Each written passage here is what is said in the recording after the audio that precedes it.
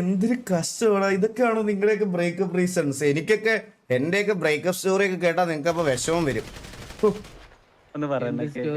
എടാ നിങ്ങൾക്ക് വേറൊരു കാര്യം അറിയോ? എന്റെ സൂസനെ പറ്റി അറിയോ നിങ്ങൾക്കൊക്കെ? നിങ്ങളുടെ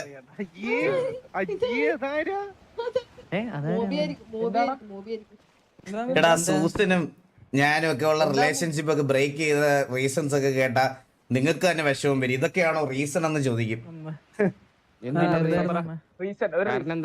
ഓക്കെ ഞാൻ ഇവിടെ കാര്യം പറഞ്ഞുതരാം.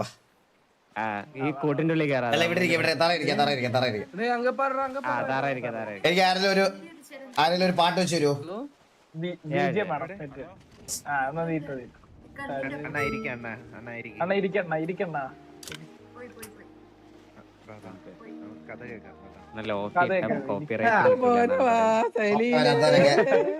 ഒരു പോപ്കോൺ ഒക്കെ എടുത്തിരുന്നു കുറച്ചു നേരം സംസാരിക്കാം. ഇന്നത്തെ ഗോഡ് ഓഫ് വാർ ആർപി കൊണ്ടുപോയേ. സ്പൈഡർ പെരുസാണെന്ന്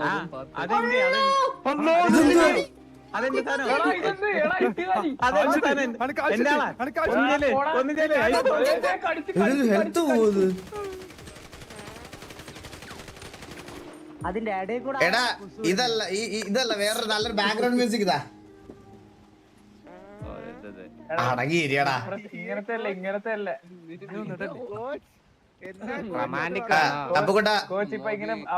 സ്റ്റോറിക്ക് അനുസരിച്ച് പാട്ട് മാറി മാറി വരണേ. ഞാൻ കുറച്ച് ഫേസ് ക്യാം ഓഫ് ചെയ്യട്ടെ, എന്നാലും നിങ്ങൾക്ക് ആർപിയുടെ ഒരു ഫീൽ കിട്ടും.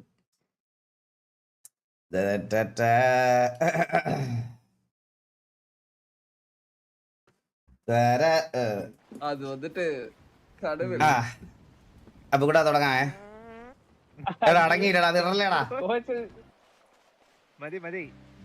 സൗണ്ട് ഇല്ല, സൗണ്ട് കുറച്ച് സൗണ്ട് വെക്കുവോ? കടവൽ പണിട്ട് ഇருக்கு. അല്ല ഇതിപ്പോ ആരെ വിട്ടേന്ന് ഓർമ്മ ഇരിക്കാൻ പറ്റത്തില്ലല്ലോ, നമുക്ക് മനസ്സിലാവില്ല. അണ്ണാ കഥ പറയണ.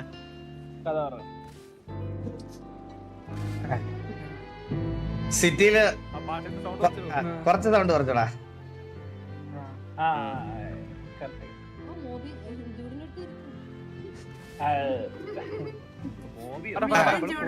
പറയാം. നിങ്ങളൊക്കെ ഇപ്പൊ സിറ്റിയില് ഇതുപോലെ ലൈൻ അടിച്ച് നടക്കുന്നത് പോലെ എനിക്കും ഇങ്ങനൊക്കെ നടക്കാൻ ഭയങ്കര ആഗ്രഹമായിരുന്നു ആ സമയത്ത്. അപ്പൊ എനിക്ക് പറ്റിയ ഒരാളെ കണ്ടുപിടിക്കണമെന്ന് ഞാനിങ്ങനെ കുറെ നോക്കി അവിടെ ഇവിടെയൊക്കെ നോക്കി അങ്ങനെ എൻ്റെ ഒരു വൈബിന് സെറ്റാകുന്ന ഒരാളെ കിട്ടാൻ കുറച്ച് പാടായിരുന്നു. അപ്പോഴാണ് ഞാൻ സൂസനെ കാണുന്നത്. സൂസൻ എന്ന് പറഞ്ഞാൽ എനിക്ക് ഒരാളെ വെച്ച് കമ്പയർ ചെയ്ത് പറയാൻ പോലും പറ്റൂല. സൂസൻ എന്ന് പറഞ്ഞാൽ എനിക്ക് അത്രയ്ക്കും എന്ന് വെച്ചാൽ ഞാൻ പറഞ്ഞില്ലേ, നമ്മളിപ്പോ പറഞ്ഞില്ലേ ഇന്ന ആളെ പോലെ ഒരാൾ അല്ലെങ്കിൽ ഇന്ന ആളെ പോലെ ഒരാൾ എന്ന് പറഞ്ഞാൽ സൂസനെ പോലെ ഒരാളെ വേണമെന്ന് പറഞ്ഞാൽ അതിന് പോസിബിൾ അല്ല. മനസ്സിലായേ? നമ്മളിപ്പോ പറയാം, ഇപ്പൊ എക്സാമ്പിൾ പറയാനാണെങ്കിൽ ചില കാര്യങ്ങളൊക്കെ ഒറ്റവട്ടേ സംഭവിക്കുള്ളൂ എന്ന് പറയത്തില്ലേ, അത് സൂസന്റെ കാര്യത്തിലായിരുന്നു. എനിക്ക് അത് കഴിഞ്ഞിട്ട് അങ്ങനെ ഒരു റിലേഷൻഷിപ്പ് ഉണ്ടായില്ല. ഞങ്ങള് ഇങ്ങനെ പ്രേമിച്ച് തുടങ്ങാം എന്നൊക്കെ വിചാരിച്ച് ഇങ്ങനെ നടന്നുകൊണ്ടൊക്കെ ഇരിക്കുന്ന സമയത്താണ് ഞാൻ എൻ്റെ ഓൾറെഡി ടിവിയുടെ കാര്യങ്ങളൊക്കെ അന്ന് തൊട്ട് നോക്കുന്നതാണല്ലോ. അപ്പൊ ടിവിയുടെ ലീഡറാണ് അന്ന് തൊട്ടേ. എൻ്റെ മനസ്സിൽ എന്താ, ഗ്യാങ് ആണ് നമ്മുടെ ഫസ്റ്റ് പ്രയോറിറ്റി, അങ്ങനത്തെ രീതിയിൽ ജീവിക്കുന്ന സമയമാണേ. അപ്പോഴാണ് ഈ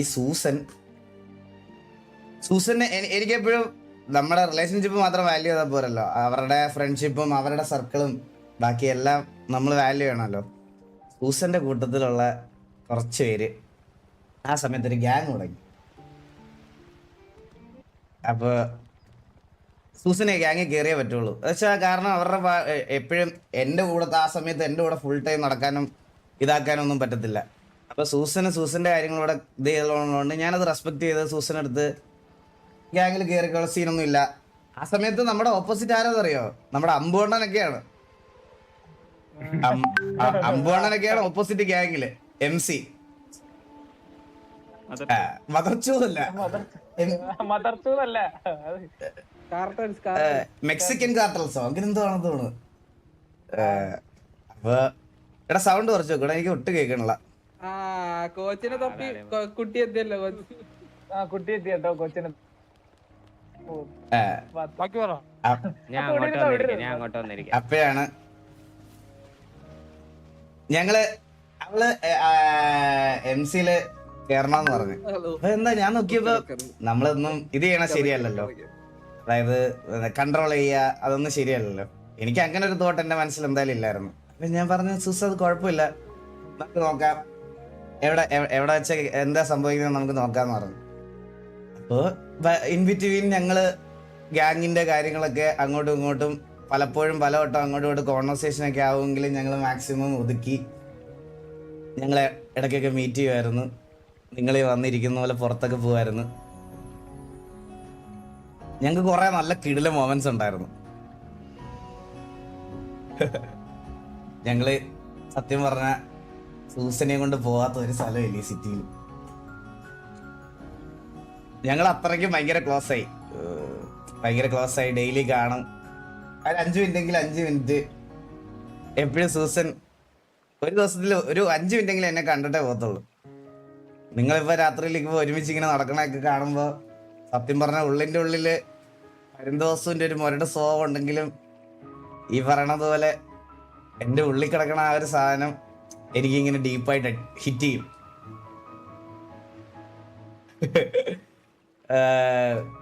ബട്ട് സ്റ്റിൽ ഞാനിങ്ങനെ ചുമ്മാ തമാശയൊക്കെ നിങ്ങളുടെ അടുത്ത് പറയണതാ. സൂസനെ പോലെ ഒരാളെ എനിക്ക് കിട്ടത്തില്ലെന്നുള്ള കാര്യം എനിക്ക് ഉറപ്പാണ്. ആ സമയത്താണ് ശരിക്കും പറഞ്ഞാൽ ഞാൻ പറഞ്ഞില്ലേ, ഇത് ഞങ്ങൾ രണ്ടുപേരും 2 ഗ്യാങ്ങിലായി പോയത് ഭയങ്കര ഒരു ഇതായിപ്പോയി. അതായത് പലവട്ടം സൂസനെ ഇപ്പൊ ഒരു സിറ്റുവേഷൻ ആയിട്ട് MC-യുടെ ഗ്യാങ് ഹൗസിൽ പോകേണ്ട അവസ്ഥ വന്നാലും അവിടെ ചെന്ന് കഴിഞ്ഞ് കഴിഞ്ഞാൽ എന്താ പറയാ, ഞാനിപ്പോ എന്തെങ്കിലും ഒരു മെസ്സോ മാസോ അടിക്കുക, നമ്മളിപ്പോ ഗ്യാങ്ങായിട്ടൊക്കെ അടിയുണ്ടാകുന്ന സമയത്ത് വല്ല മെസ്സോ മാസോ വല്ലതും അടിക്കുവാണെങ്കിൽ അത് മിണ്ടാതിരുന്ന് കേൾക്കേണ്ട അവസ്ഥ പലവട്ടം അവക്ക് വന്നിട്ടുണ്ട്. അതുപോലെ അവരുടെ ആൾക്കാരിരുന്ന് പറയുമ്പം സൂസന്റെയും എന്റെയും ഒരു പേഴ്സണൽ റിലേഷൻഷിപ്പ് ഈ 2 ഗ്യാങ്ങിൽ തമ്മിലുള്ള അടിയിൽ ഇങ്ങനെ റീസെന്റ് ആയിട്ട് വന്നോണ്ടേയിരുന്നു. അതിങ്ങനെ വന്നോണ്ടേ ഇരിക്കുമായിരുന്നു. എനിക്ക് ഒരു പരിധി വരെ കൺട്രോൾ ചെയ്യാൻ പറ്റത്തുള്ളായിരുന്നു.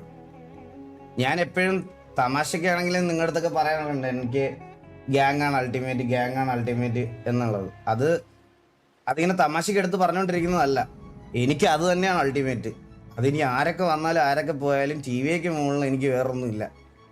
പക്ഷെ ഈ ഒരു സാധനം എനിക്ക് അന്ന് തൊട്ടേ മനസ്സിൽ എന്താ വെച്ചാൽ എനിക്ക് എൻ്റെ പേഴ്സണൽ ലൈഫിനപ്പുറം ഇന്ന് നമ്മൾ കാണുന്ന TV-യിലേക്കൊക്കെ ചിലപ്പോൾ അന്ന് എത്തിയിരുന്നെങ്കിൽ ഞാൻ ചിലപ്പോൾ സൂസനെ വിട്ട് കളയത്തില്ലായിരുന്നു. പക്ഷെ അന്ന് എനിക്ക് TV എത്തിച്ചു വെക്കേണ്ട ഒരു ലെവലിലേക്ക് ഒരുപാട് ദൂരം ഉണ്ടായിരുന്നു. ആ ദൂരത്തിലോട്ട് വരാൻ എനിക്ക് ഒരുപാട് കഷ്ടപ്പെടുകയും വേണമായിരുന്നു, ഒരുപാട് കാര്യങ്ങൾ ചെയ്യാനും ഉണ്ടായിരുന്നു. ആ സമയത്ത് ഈ പ്രേമം അല്ലെങ്കിൽ ഈ കാര്യങ്ങളൊന്നും കോൺസെൻട്രേറ്റ് ചെയ്യാൻ പറ്റുന്ന ഒരു സാഹചര്യത്തിലായിരുന്നില്ല എനിക്ക്. പക്ഷേ എനിക്കറിയാം ഞാൻ അവിടെ എൻ്റെ സാർത്ഥതയായിട്ടുള്ള അല്ല എൻ്റെ ഗ്യാങ്ങിൻ്റെ കാര്യത്തിന് വേണ്ടിയിട്ട് ഞാൻ സാക്രിഫൈസ് ചെയ്തപ്പോൾ ഒരു കൊച്ചിന് എന്നോടുള്ള ട്രസ്റ്റ് അടക്കം ആണ് അവിടെ പോയതെന്ന് ഞാൻ പിന്നീട് സക്സസ്ഫുൾ ആയതിനു ശേഷം ആലോചിച്ചപ്പോഴാണ് എനിക്കത് മനസ്സിലായത്. ഞങ്ങൾ മൾട്ടിപ്പിൾ ടൈംസ് ഞാൻ അവളുടെ അടുത്ത് ഓരോ കാര്യങ്ങൾ പറയുമ്പോൾ അവൾക്ക് അത്രയ്ക്ക് വേണ്ടപ്പെട്ട ആൾക്കാരുടെ അടുത്തൊക്കെ ആയിരിക്കും ഞാൻ ഇരുന്ന് മാസ് അടിക്കുന്നത്. ഈ മാസ് അടിക്കുന്നത് കേൾക്കുമ്പോൾ ഉണ്ടല്ലോ അവൾക്ക് എന്നോടത് പറയണമെന്നുണ്ട് അങ്ങനെ ചെയ്യല്ലേ എന്ന്. പക്ഷേ എനിക്കത് കേൾക്കാനുമുള്ള ബുദ്ധിമുട്ടുണ്ട്. ഞാൻ ഒരിക്കലും വേറെ ഒരു കാര്യങ്ങളും എനിക്ക് ഇതിനു വേണ്ടിയിട്ട് സാക്രിഫൈസ് ചെയ്തിട്ടില്ല. അതുകൊണ്ട് ഞാൻ ഈ പറഞ്ഞതുപോലെ അവരുടെ മുമ്പിലിരുന്ന് മാസ് അടിക്കുന്നത് പലവട്ടം അവർക്ക് അക്സെപ്റ്റ് ചെയ്യാൻ പറ്റാത്തൊരു മൊമെന്റിലേക്ക് എത്തി തുടങ്ങി കാര്യങ്ങളൊക്കെ. ആ ടൈമിലാണ് എനിക്ക് സത്യം പറഞ്ഞാൽ വേറെ ഒരു ഓപ്ഷനും ഉണ്ടായിരുന്നില്ല. ഈ റിലേഷൻഷിപ്പ് നിർത്തുക എന്നുള്ളതായിരുന്നു എൻ്റെ മുമ്പിൽ ഒന്നാമത് അവസാനമായിട്ടുള്ള ഒരു ഇതെന്നാണ്. കാരണം എനിക്ക് പറഞ്ഞില്ല, ഈ ഗ്യാങ്ങിൻ്റെ അപ്പുറത്തോട്ട് വേറൊരു കാര്യവും ചെയ്യാൻ പറ്റുന്നൊരു സാഹചര്യത്തിലായിരുന്നില്ല. ഇന്നായിരുന്നെങ്കിൽ എനിക്ക് 100% ഉറപ്പാണ്. ഇപ്പം ഞാനില്ലെങ്കിലും അല്ലെങ്കിൽ എൻ്റെ ഒരു കാര്യങ്ങളില്ലെങ്കിലും ഇവിടെ നോക്കി നടത്താനും നോക്കി കൊണ്ടുപോകാനും ഇഷ്ടം പോലെ പിള്ളേരുണ്ടായിരുന്നു. പക്ഷെ അന്ന് അങ്ങനെ അല്ലായിരുന്നു. സൂസൻ എനിക്കൊരു നല്ലൊരു കാറ് ഗിഫ്റ്റ് ചെയ്തിട്ടുണ്ടായിരുന്നു, സുവ എന്ന് പറഞ്ഞിട്ട്. അത് ശരിക്കും പറഞ്ഞാൽ എൻ്റെ സിറ്റിയിലെ വൺ ഓഫ് ദ ഒരു ഫേവറേറ്റ് കാറായിരുന്നു അത്. ഞാൻ എവിടെ പോയാലും ഞാൻ എടുക്കുന്നത് അതായിരുന്നു. അവസാനം എനിക്കിത് കൈ നിൽക്കത്തില്ലെന്ന് മനസ്സിലായപ്പോൾ ഞാൻ സൂസനെ വിളിച്ചിട്ട് പോയിട്ട് ഞാൻ സൂസൻ്റെ അടുത്ത് പറഞ്ഞു, സൂസ എനിക്ക് എൻ്റെ ഗ്യാങ്ങാണ് വലുത്, ഇതിപ്പോൾ മൾട്ടിപ്പിൾ ടൈംസ് ആയി, നമ്മളിത് അങ്ങോട്ടും ഇങ്ങോട്ടും കേട്ടോണ്ടിരിക്കുന്നു, ഒന്നും മിണ്ടാതിരിക്കുന്നു, നിന്റെ ഗ്യാങ്ങിലുള്ളവർക്കും ഒന്നും മിണ്ടാൻ പറ്റത്തില്ല, എൻ്റെ ഗ്യാങ്ങിലുള്ളവർക്കും ഒന്നും മിണ്ടാൻ പറ്റത്തില്ല, അതുകൊണ്ട് ഇതിനി ഇതിൻ്റെ അപ്പുറത്തോട്ട് വേണ്ടാന്ന് പറഞ്ഞ് അവിടെ വെച്ചങ്ങ് നിർത്തി. ഇപ്പോഴും ഞാൻ റിഗ്രറ്റ് ചെയ്യുന്നുണ്ട്. റിഗ്രറ്റ് ചെയ്യുന്നുണ്ടോയെന്ന് ചോദിച്ചാൽ ഉറപ്പായിട്ടും ഞാൻ ഇപ്പോഴും നല്ല രീതിയിൽ റിഗ്രറ്റ് ചെയ്യുന്നുണ്ട്. കാരണം എന്നോട് അവസാനമായിട്ട് ദിവസം പറഞ്ഞത് ഇത്രയേ ഉള്ളൂ, എൻ്റെ അത്രയും വേറെ ആരെയും സ്നേഹിച്ചിട്ടില്ല, ഒരിക്കലും അവളെ എൻ്റെ സൈഡിൽ നിന്ന് പ്രതീക്ഷിച്ച ഒരു മറുപടിയും തീരുമാനവും ആയിരുന്നില്ല എന്ന് എന്നോട് സൂസൻ പറഞ്ഞായിരുന്നു. അത് ആ സമയത്ത് ഞാൻ അതിനെപ്പറ്റി വലിയ ആലോചിച്ചിരുന്നിട്ടില്ല. പക്ഷെ നിങ്ങളെയൊക്കെ ഇപ്പം കാണുമ്പോഴും അല്ലെങ്കിൽ ബാക്കിയുള്ള ആൾക്കാരെയൊക്കെ കാണുന്ന സമയത്ത് എനിക്ക് അത് മനസ്സിൽ വരാറുണ്ട്. ഞാൻ അങ്ങനെ ഒരിക്കലും പറയാൻ പാടില്ലായിരുന്നു, അല്ലെങ്കിൽ ഞാൻ ചെയ്യാൻ പാടില്ലായിരുന്നു. ആലോചിച്ചിരുന്നെങ്കിൽ ഒരുപാട് സൊല്യൂഷൻസ് ആ സമയത്ത് ഉണ്ടായിരുന്നേന്. എൻ്റെ അടുത്ത് ചേട്ടോ ഞാൻ ഒരിക്കലും സൂസനെ കുറ്റം പറയില്ല. സൂസൻ ഇപ്പോൾ സിറ്റിയിലോട്ട് വരാറില്ല, ഇങ്ങോട്ടൊന്നും വരാറില്ല. സൂസൻ വേറൊരു എനിക്കറിയാം, അത് അങ്ങനെയല്ല. സൂസൻ അങ്ങനെ വരാറില്ല മൊത്തത്തില്. ഇടയ്ക്കൊക്കെ വന്ന് കണ്ടിട്ട് പോണതേ ഉള്ളൂ. സൂസൻ ഇപ്പോ മലേഷ്യയില.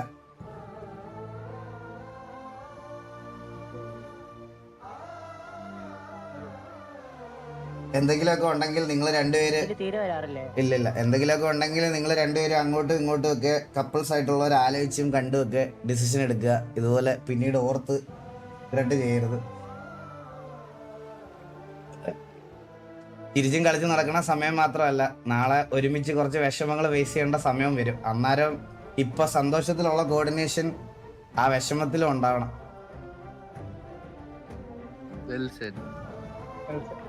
നമുക്ക് ആ പേടിയില്ല, കോർഡിനേറ്റ് ആളില്ല. ഒന്ന് പേടിച്ച് വൺ ഡൗൺ.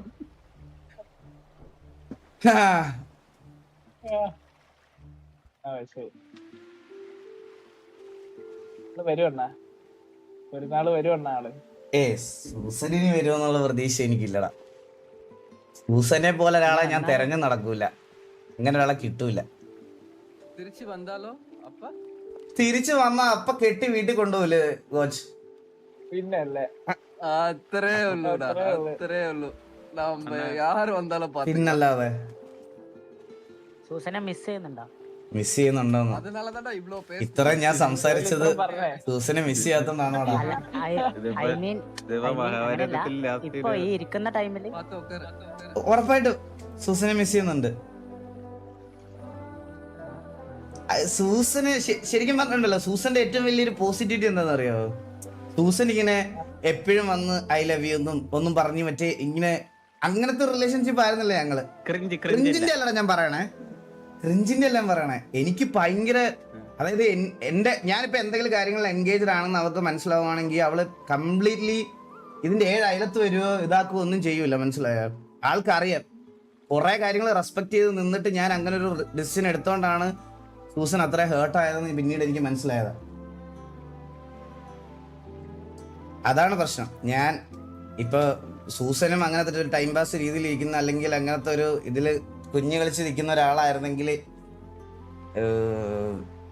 ഞാൻ സത്യം പറഞ്ഞാൽ അങ്ങനെ വിചാരിച്ചിരുന്നതാണ് ഒരു പർട്ടിക്കുലർ മൊമെന്റ് വരെ. അതായത് ഞങ്ങൾ എൻ്റെ ചെയ്യുന്ന സമയത്ത് ഞാൻ മലയിൽ കൊണ്ടുപോയി വണ്ടിയൊക്കെ അടിച്ചു പൊട്ടിച്ചു.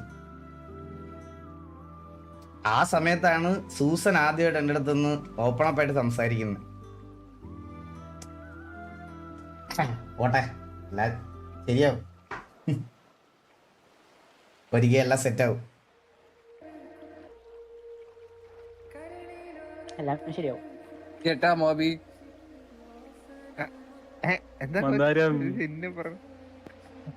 സേഫിക്കാവല്ലോ, ഞാൻ എണീറ്റിട്ട് ഇരുന്നാ.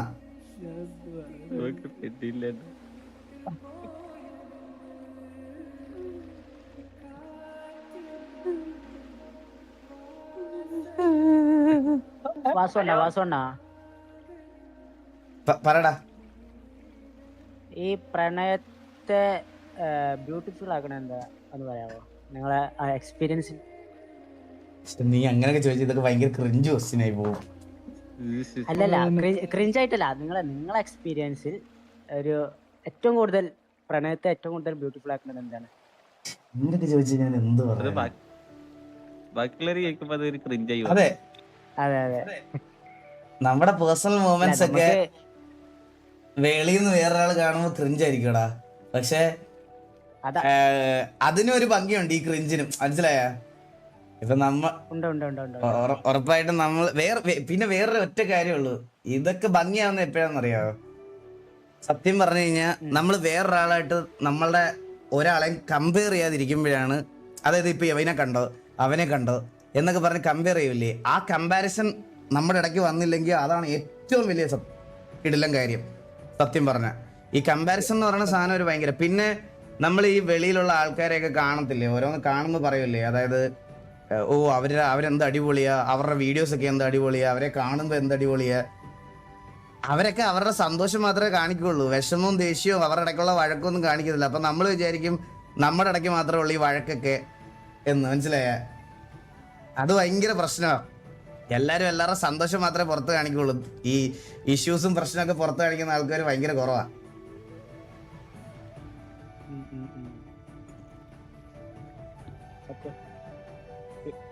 സത്യം. അതെ.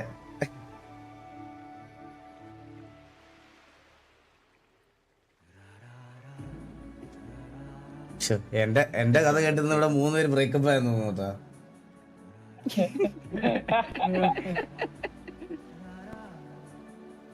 കോച്ചിന് ഇപ്പൊ അപ്പുകുട്ടാ, അപ്പുകുട്ടനൊരു നഷ്ടപ്രണയമില്ലേ? അപ്പുകുട്ടനൊരു നഷ്ടപ്രണയമില്ലേ? ഓ എനിക്ക് ആകെ നഷ്ടങ്ങൾ മാത്രമേ ഉള്ളൂ. പറ അപ്പുകുട്ട കേക്കട്ടെ. എന്റെ നഷ്ടപ്രണയം ആ ഞാൻ പറഞ്ഞുതരാം. ഒരു മിനിറ്റ്. അപ്പുകുട്ട ഇത് തകർക്കും കേട്ടാ.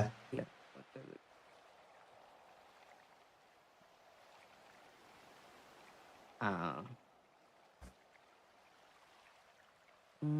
ആ എന്റെ പ്രണയം ഞാനും തട്ടത്തിമറയത്തും കണ്ടോണ്ടിരിക്കുന്ന സമയത്തായിരുന്നു. സത്യം പറഞ്ഞു കഴിഞ്ഞാ മറ്റേ ഈ അന്ന് ഈ ഫോണില്ല. ഫോണ് എന്ന് വെച്ച് കഴിഞ്ഞാൽ നമ്മള് ഒരു ചെറുപ്പാ. അപ്പൊ നമ്മളെ കയ്യിൽ ഫോണൊന്നില്ല. ഫോണൊന്നില്ലാണ്ട് നടക്കുന്ന ഒരു ടൈമായിരുന്നു. അപ്പൊ ഞാൻ ഓൾറെഡി ഒരു കൊച്ചിനോടല്ല, എന്റെ കുറച്ചു പേര് എന്നെ മോട്ടർ ആക്കിയിട്ട് ഞാനൊരു കൊച്ചിനോട് അറിയാണ്ട് ഇഷ്ടാന്നൊക്കെ പറഞ്ഞിട്ടുണ്ടായിരുന്നു. അപ്പൊ ആ ടൈമില് ഞാൻ ആ ഡിപ്രഷനിൽ ഇരിക്കുന്ന സമയത്തായിരുന്നു. അപ്പോഴാണ് ഇവള് എന്റെ ലൈഫിലോട്ടിങ്ങനെ ഒരു ഫ്രണ്ട് പോലെ ഇങ്ങനെ കേറി കിടന്നു വരുന്നത്. അവള് അങ്ങനെ കിടന്നു വന്നിട്ട് നമ്മള് നോർമലി ഇങ്ങനെ കമ്പനി ആയിട്ട് വന്നു. അപ്പൊ കമ്പനി ആയിട്ട് വന്ന സമയത്ത് ഇഷ്ടം തുറന്നു പറയണമല്ലോ. പക്ഷെ എനിക്ക് ക്രഷ് അടിച്ച്, അവൾക്ക് എങ്ങനെയാന്ന് എനിക്ക് അറിയത്തില്ല. അപ്പൊ ഞാൻ ഇങ്ങനെ ഇടയ്ക്ക് ഇങ്ങനെ ഓരോന്നിങ്ങനെ നമ്മളിങ്ങനെ ക്ലാസ് റൂമൊക്കെ നോക്കുന്ന സമയത്ത്, ക്ലാസ്സിൽ എടുക്കുന്ന സമയത്ത് ഞാൻ ജസ്റ്റ് നോക്കുന്ന സമയത്ത് അവളിങ്ങനെ തിരിഞ്ഞൊക്കെ നോക്കും. അപ്പൊ നമ്മൾ വിചാരിക്കും അവൾക്ക് എന്തോന്നുള്ള രീതിയിൽ നമുക്ക് ഓട്ടോമാറ്റിക്കലി ഇങ്ങനെ തോന്നി വന്നു. അപ്പൊ എനിക്ക് ഓട്ടോമാറ്റിക്കലി ക്രഷായി. ഞാന് അങ്ങനെ എങ്ങനെയെങ്കിലും അറിയിക്കണം എന്ന് ഞാൻ വിചാരിച്ചിട്ട് ഞാൻ അങ്ങനെ കുറെ നടന്നു. അപ്പൊ ഞാൻ കുറച്ച് ഇൻവെർട്ടറാണ് ഞാൻ. പക്ഷെ സ്റ്റേം ഭാഷ തുറന്നു പറഞ്ഞാലേ അവർക്കും കൂടി അറിയത്തുള്ളൂ. അതുകൊണ്ട് ഇൻവെർട്ടർ ആയതുകൊണ്ട് ഞാൻ ഒരു വഴി നോക്കി നടക്കുന്ന സമയത്ത് ഇവൾ എന്റെ ഒരു ബുക്ക് ചോദിച്ചു. എന്റെ ഒരു ബുക്ക് കടം ചോദിച്ചു. എന്നിട്ട് ഇവള് വീട്ടിൽ കൊണ്ടുപോയിട്ട് പിറ്റേ ദിവസം ക്ലാസ്സിൽ വരുന്ന സമയത്ത് ഈ ബുക്ക് എനിക്ക് തന്നു. ബുക്ക് തന്നുമ്പോ അതിന്റെ ബാക്കില് മറ്റേ ഒരു ചിത്രം, ചെറിയൊരു ചിത്രം, ഒരു ജസ്റ്റ് ഇങ്ങനെ ഒരു നല്ല ഭംഗിയുള്ള ഒരു ഗേൾസ് ഒക്കെ ടൈപ്പ് വരയ്ക്കുന്ന ഒരു ചിത്രം പോലത്തെ ഒരു ചിത്രമില്ലേ, ഒരു മൈലാഞ്ചി ഒക്കെ ഇട്ടുള്ള പോലത്തെ ഒരു നല്ലൊരു ചിത്രം. അത് കണ്ടപ്പോ എനിക്കിങ്ങനെ പുള്ളിന്ന് ഇങ്ങനെ വന്നു. അപ്പൊ ഞാൻ വിചാരിച്ചു ആ ഈ വഴി തന്നെ തിരഞ്ഞെടുക്കാന്ന് വിചാരിച്ചു. അങ്ങനെ ഞാൻ ഇതേ സംഭവം ഞാൻ ചെറുതായിട്ട് വരയ്ക്കും, മനസ്സിലായോ? ഞാൻ ചെറുതായിട്ട് വരച്ചിട്ട് അവൾക്ക് കൊടുത്ത്. അപ്പൊ അവള് മറ്റേ പോയപ്പോ ഞാൻ വിചാരിച്ച് നമ്മളിങ്ങനെ രാത്രി എന്നിട്ട് ഇങ്ങനെ ആലോചിക്കത്തില്ലേ എന്തായിരിക്കും അവളുടെ റെസ്പോണ്ട് എന്തായിരിക്കും എന്ന് ആലോചിച്ചിട്ട് ഞാൻ അങ്ങനെ ഇരിക്കുകയായിരുന്നു. എന്നിട്ട് പിറ്റേ ദിവസം അവള് വന്ന ബുക്ക് വന്നപ്പോ അതിൽ വേറൊരു ചിത്രം, അത് തൊട്ടപ്പുറത്തെ പേജിൽ വേറൊരു ചിത്രം. എനിക്ക് കുറച്ചും കൂടി ഇൻട്രസ്റ്റ് ആയി. അങ്ങനെ ഒരു 2-3 ദിവസം നമ്മൾ അങ്ങനെ ബുക്ക് കൈമാറിയപ്പോ 3-4 ചിത്രങ്ങളൊക്കെ വന്നിങ്ങനെ. അങ്ങനെ ലാസ്റ്റത്തെ ചിത്രത്തിന് പകരം ഞാൻ എന്റെ ഇഷ്ടം തുറന്ന് എഴുതിയതിൽ എനിക്ക് ഇതിനെ ഭയങ്കര ഇഷ്ടമാണ്. അങ്ങനത്തെ രീതിയിൽ നിനക്ക് ഇതിന്റെ ഒപ്പം ജീവിക്കാൻ വേണ്ടിയിട്ട് ആഗ്രഹമുണ്ട്. അങ്ങനത്തെ രീതിയിൽ എഴുതിയിട്ട് ഞാൻ ജസ്റ്റ് കൊടുത്തിട്ട് ഞാൻ വിചാരിച്ച് തിരിച്ച് റെസ്പോൺസ് നല്ല ഇതായിരിക്കും എന്നൊക്കെ വിചാരിച്ചിട്ട് ഞാൻ കൊടുത്ത്. പിന്നീട് നടന്നത് ഭയങ്കര. പിന്നെ പിറ്റേ ദിവസം വന്നിട്ട് ഞാനിങ്ങനെ ബുക്ക് കിട്ടാൻ വേണ്ടിയിട്ട് കാത്തിരിക്കരുത്. അവള് ബുക്ക് എനിക്ക് കൊണ്ടു തന്ന് ഞാൻ ബുക്ക് തുറന്നു നോക്കണ സമയത്ത് ബുക്കിന്റെ ബാക്കിൽ എഴുതിയിട്ടുണ്ടായിരുന്നു അവൾക്ക് അവളുടെ ഉപ്പേനെ വിഷമിപ്പിച്ചിട്ട് ഒന്നും ചെയ്യാൻ പറ്റത്തില്ല.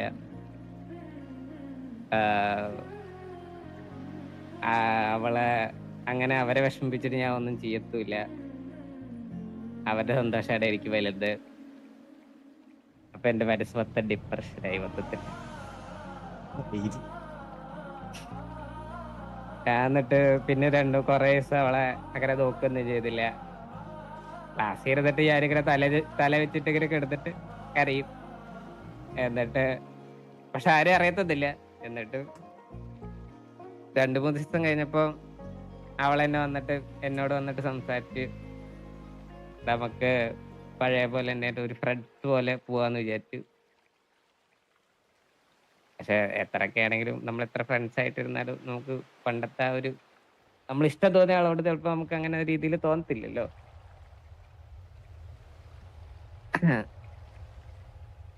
അങ്ങനെ അത് പോയി. ഇതാണ് എന്റെ സ്റ്റോറി. ഇതല്ലേ വേറെ ട്വിസ്റ്റ് ഉണ്ടായിരുന്നു അണ്ണ. എന്താ ഉപ്പാനെ വിഷമിപ്പിക്കില്ല എന്ന് പറഞ്ഞ കൊച്ച്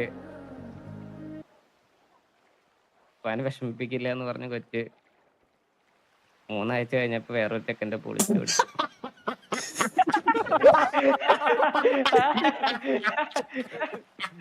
ഭയങ്കര ഫീലായി വന്നതാണ്.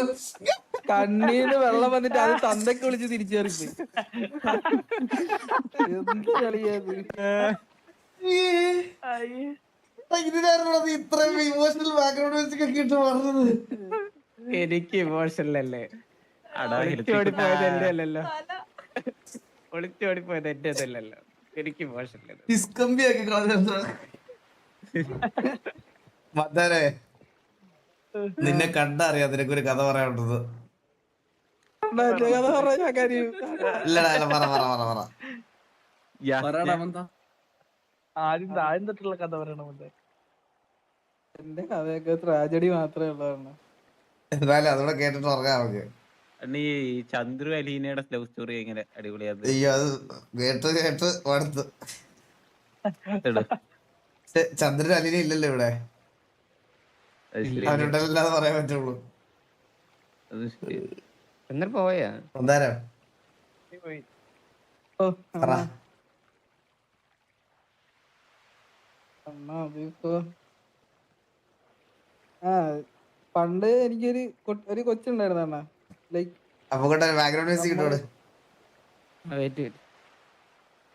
AFK നോക്കണേ എല്ലാരും, ഒന്ന് എണ്ണീറ്റിട്ടിരുന്നു.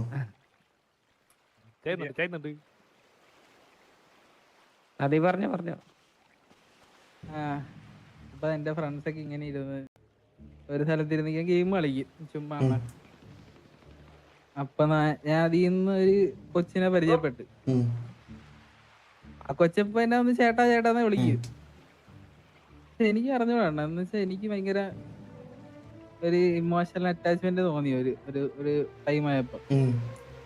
മനസ്സിലായോ? ലൈക്ക് അവരെല്ലാം പോയി കഴിഞ്ഞാൽ ഈ കൊച്ചു മാത്രം എപ്പോഴും എന്റെ കൂടെ ഉണ്ടാവും. അതൊക്കെ കഴിഞ്ഞ് പിന്നെ ആ കൊച്ചാണ് വേറെ സ്ഥലത്ത്, ഞാനാണ് വേറെ സ്ഥലത്ത്, അങ്ങനെയൊക്കെ ആയിരുന്നു. എന്നിട്ട് ഞാനൊരു ദിവസം ഇഷ്ടാന്ന് പറഞ്ഞ് ആട്ടി തുപ്പി വിട്ട്. അത് കഴിഞ്ഞിട്ട് പിന്നെ എപ്പോഴും ഇങ്ങനെ സംസാരിച്ച് ഒരു ദിവസം ആ കൊച്ചിന് ഇങ്ങനെ തോന്നി. മനസ്സിലായോ?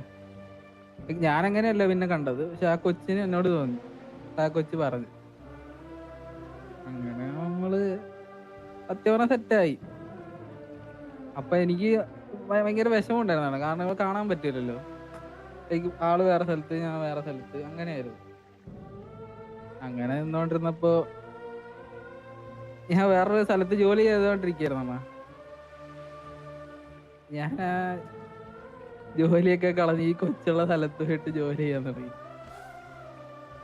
അങ്ങനെ പിന്നെ ലൈക്ക് ജോലി എന്ന് പറഞ്ഞാൽ ഭയങ്കര സ്ട്രെസ്സാ. ലൈക്ക് ഒരു 18 മണിക്കൂറൊക്കെ ജോലി, 6 മണിക്കൂർ ഉറക്കം. ഈ 6 മണിക്കൂർ ഉറക്കുന്നതിൽ 1 മണിക്കൂർ ഇവളെ വിളിക്കും. അങ്ങനെയൊക്കെ ആയിരുന്നു. എന്നിട്ട് പിന്നെ ലൈക്ക് എപ്പെങ്കിലും ഒരു സോഫ് കിട്ടുമ്പം കൊച്ചിനൊക്കെ പോയി കാണും. അന്നേരം കിടിലായിരുന്നോ സത്യം പറയാല്ലേ. അതായത് എന്റെ ലൈഫിൽ ഏറ്റവും കിടില് ഇത്. പിന്നെ ലൈക്ക് ഒരു സമയം കഴിഞ്ഞപ്പം കുറച്ച് നമ്മുടെ നാട്ടിലൊക്കെ കുറച്ച് പ്രശ്നങ്ങളൊക്കെ വന്ന് എല്ലാവരും വീടിന്റെ അകത്തായില്ലേ. അപ്പൊ പിന്നെ ഞാൻ വീട്ടിലോട്ട് മാറി.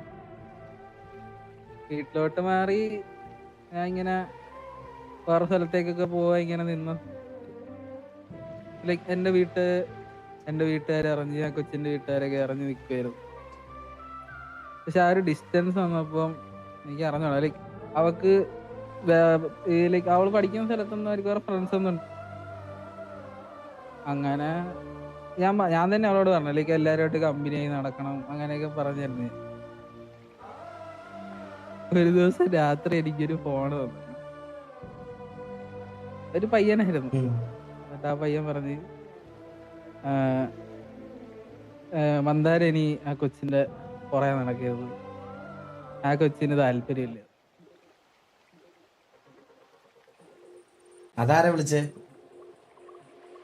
ഉള്ളൊരു ഫ്രണ്ടാ, എനിക്ക് അറിഞ്ഞൂടാ.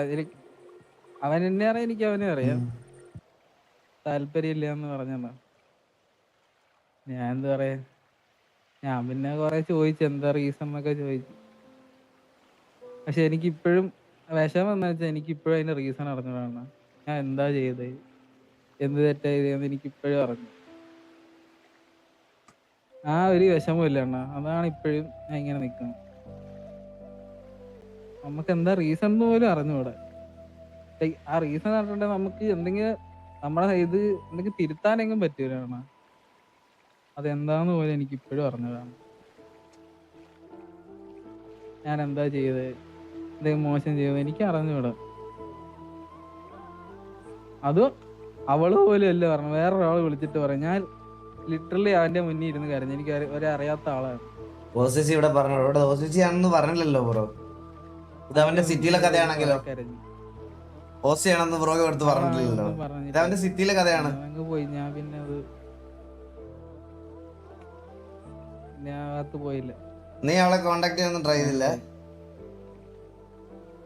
ഇല്ല, ഞാനൊരു പട്ടീനെ ഗിഫ്റ്റ് കൊടുത്തായിരുന്നു. അതിന്റെ ഫോട്ടോ ഒക്കെ ഇടയ്ക്ക് അയച്ചു തരായിരുന്നു. പിന്നെ ഞാൻ പോയില്ല.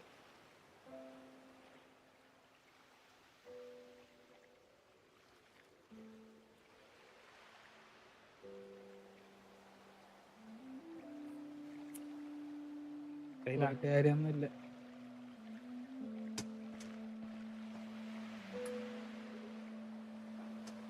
നാരദൻ എന്തെങ്കിലും പറയണ്ടോ? ആരതും പറഞ്ഞപ്പോ പെണ്ണൂർത്തി മോബിക്ക് പറയാനുണ്ടോ? മോബി മോബി പറയടാ. കൂക്കു മോബി പറയടാ. ഓ വേറെ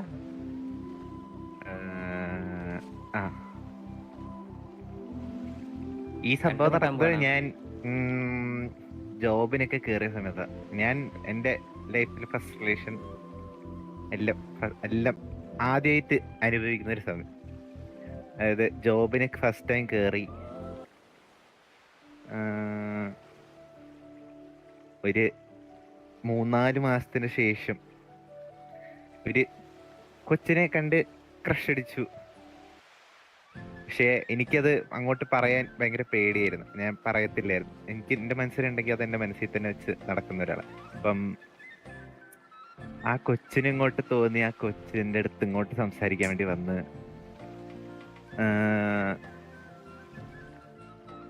അപ്പം ഞങ്ങള് സംസാരിച്ചു തുടങ്ങിയപ്പം രണ്ടുപേർക്കും ഭയങ്കര ഇഷ്ടമായി. ഞങ്ങൾ കമ്മിറ്റഡ് ഒക്കെ ആയി, റിലേഷൻ തുടങ്ങി. അപ്പം കുറെ കാര്യങ്ങളൊക്കെ പറഞ്ഞു. ലൈക്ക് ഇതിലൊരു ട്വിസ്റ്റ് എന്ന് വെച്ചാൽ ചെറിയൊരു ഏജ് ഡിഫറൻസ് ഉണ്ട്. അവർക്ക് എന്നെയും കാട്ടും 2 വയസ്സ് മൂപ്പുണ്ട്. അപ്പം അങ്ങനത്തെ ആ ഒരു വീട്ടിൽ കുറച്ച് പ്രശ്നം ഉണ്ടായിരുന്നു. ലൈക്ക് എന്താ അവളുടെ വീട്ടിലല്ലേ, ലൈക്ക് കല്യാണം ആലോചിച്ചുകൊണ്ട് വരും ഇങ്ങനെ അവരുടെ വീട്ടുകാര് കല്യാണം ഇങ്ങനെ ആലോചിച്ചുകൊണ്ടിരിക്കും. അപ്പം അതൊക്കെ എനിക്ക് അറിയായിരുന്നു. ലൈക്ക് അവൾ എൻ്റെ അടുത്ത് എല്ലാ കാര്യങ്ങളും ഷെയർ ചെയ്യും. അങ്ങനെ റിലേഷനായി ഞങ്ങൾ സ്റ്റാർട്ട് ചെയ്തപ്പോൾ തന്നെ അവൾ എല്ലാ കാര്യങ്ങളും എൻ്റെ അടുത്ത് ഷെയർ ചെയ്യും. ഇങ്ങനെ കല്യാണം ആലോചന ഇതൊക്കെ വരുന്നുണ്ടെന്ന്. അപ്പൊ അവളൊക്കെ അത് ചില്ലായിട്ട് എടുത്ത് തന്നെ അവളായിട്ട് തന്നെ ഹാൻഡിൽ ചെയ്യുമായിരുന്നത്. പിന്നെ ഞങ്ങള് കുറെ നാളിങ്ങനെ പോയി ഒരുമിച്ച്. പിന്നെ ഒരു സമയം എത്തി എനിക്ക് ജോബ് വിട്ട് ഹയർ സ്റ്റഡീസ് കയറണം. അങ്ങനെ ഒരു അവസരം വന്ന് അതിനു വേണ്ടി വന്നപ്പം അറിയില്ല, പെട്ടെന്ന് എന്തൊക്കെയോ ഒരു ഡിസ്റ്റൻസ് വന്നപ്പോഴതാണോന്ന് അറിയില്ല, സംസാരമൊക്കെ കുറഞ്ഞു, ആൾക്ക് ഇൻട്രസ്റ്റ് പോയി. പെട്ടെന്ന് ഒന്നും മര്യാദക്ക് സംസാരിച്ചില്ല എൻ്റെ അടുത്ത്. അതായത് റീസൺ പോലും ഇപ്പൊ മര്യാദക്ക് പറഞ്ഞില്ല.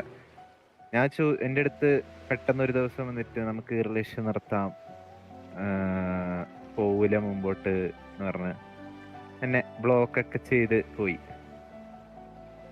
പിന്നെ ഞാന് ശരിക്കും പറഞ്ഞ എനിക്ക് ഭയങ്കര ഇഷ്ടമായിരുന്നു പുള്ളിയെ. അപ്പം അവള് അതൊന്നും ഒരു ഇതാക്കി എടുക്കാതെ ലൈക്ക് പോയി, ബ്ലോക്ക് ആക്കി പോയി. എനിക്ക് സംസാരിക്കാൻ തോന്നി, ഭയങ്കര സംസാരിക്കാൻ തോന്നി. ഞാൻ ഒരു 3-4 മാസമായിട്ട് ഭയങ്കര ഡിപ്രസ്ഡ് ആയിരുന്നു. ലൈക്ക് ഞാൻ ബ്ലോക്ക് ആക്കി പോയിട്ടും എനിക്ക് പുള്ളിയുടെ അടുത്ത് സംസാരിക്കണം, അവളുടെ അടുത്ത് സംസാരിച്ചില്ലെങ്കിൽ എന്തോ വലിയ റീസൺ അറിയണം. അപ്പൊ ഞാൻ എൻ്റെ ഫ്രണ്ട്സിന്റെ ഫോണിൽ നിന്ന് അല്ലാതെ വീട്ടുകാരുടെ ഫോണിൽ നിന്നൊക്കെ ഞാൻ കോള് വിളിച്ച് സംസാരിക്കാൻ വേണ്ടി നോക്കി, റീസൺ അറിയാൻ വേണ്ടി നോക്കി. അപ്പം ആള് പറയുന്ന റീസൺ ഇതാണ്, ലൈക്ക് വീട്ടില് കല്യാണത്തിന് ഭയങ്കരമായിട്ട് ഫോഴ്സ് ചെയ്യുന്നുണ്ട്, അവൾക്ക് ഇത് കണ്ടിന്യൂ ചെയ്യാൻ പറ്റത്തില്ല എന്ന് പറഞ്ഞു. പക്ഷെ എനിക്ക് അറിയത്തില്ല അത് എത്രത്തോളം, ലൈക്ക് അവൾക്ക് അത്രയ്ക്കും ഇഷ്ടം ഉണ്ടായിരുന്നെങ്കിൽ എൻ്റെ അടുത്ത്, ലൈക്ക് അറ്റ്ലീസ്റ്റ് അവളെ വീട്ടില് ഒരു എന്റെ കാര്യം പറഞ്ഞു നോക്കിയേനെ. അതുപോലും ചെയ്തില്ല. ഒരു ചെറിയ എഫേർട്ട് പോലും അവള് ഇട്ടില്ല അവളുടെ സൈഡിൽ നിന്ന്. ഇതായിരുന്നു എന്റെ കഥ. പിന്നെ അതങ്ങനെ പോയി, മനസ്സിന്നും എല്ലാത്തിന്നും മാറ്റേണ്ടി വന്നു.